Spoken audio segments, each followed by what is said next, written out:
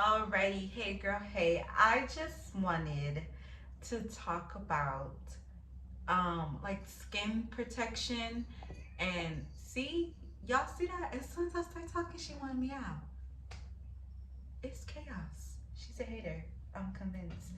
But I wanted to talk about skincare and like skin protection and how that translates to hair care and hair protection when it comes to having blonde hair, short blonde hair, and the bleaching process and how I safely do that. I still haven't safely figured out how to bleach my hair, but I do have some steps that I take to ensure that my hair is at my scalp is as safe as possible because the hair can be dyed and fried because it get cut every 2 weeks. So I'm not really too concerned about the um, to preserve my hair, but really to just make sure that my scalp is okay.